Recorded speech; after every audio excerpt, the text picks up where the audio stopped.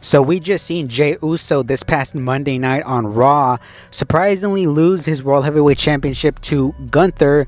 I, along with a lot of people, would have suspected that, Jey Uso was going to lose, but not in the sort of fashion that he lost, because straight up, he just lost clean to Gunther. He passed out with the chokehold that Gunther had him in. No Seth, no Goldberg, although there are rumors that Goldberg will appear and will show up next week for Monday Night Raw, potentially to confront Gunther before Saturday night's main event.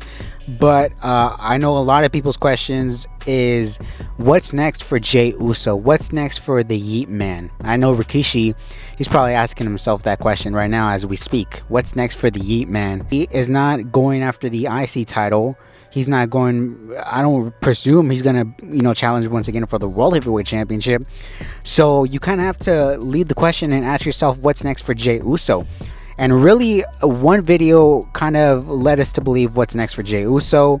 Number one, I do believe that he's still going to be a massive star in that company. I know Triple H is really high on Jey Uso. Now, that depends on what your stance is on Jey Uso, whether you love him, whether you hate him, whether you think he's just an entrance, or whatever the case may be.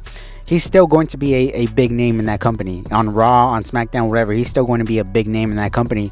But going forward, I don't really think you're going to see Jey Uso be the World Heavyweight Champion for a long time, if that, because I feel like they kind of had, they wanted to give us the good moment of Jey Uso winning the world title at WrestleMania. It's like, yeah, here's your moment, but let's get back to actual serious business. And that's why I presume they gave Gunther back the World Heavyweight Championship. But like I said, there was a video circulating afterwards where the New Day was, I guess, making fun of Jey Uso. They watched the match. They gave their reactions, saying how short the reign lasted or whatever the case may be. So, potentially now you have the New Day going at Jey Uso.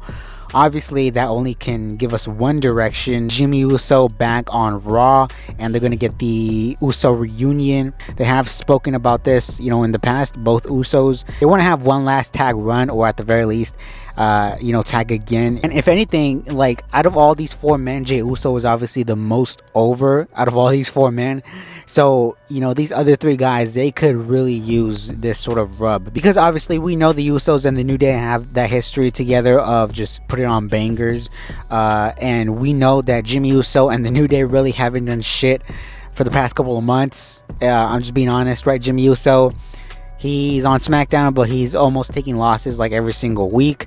The New Day, I couldn't tell you what they've done since they turned on Big E. So, like, they need something at this point. Because every time the New Day comes on television, I legitimately focus my direction on something else, because I'm like, yeah, this isn't going to matter in the long scheme of things. But let me know what you guys think down below. This is my general prediction of where I think Jey Uso is going to be.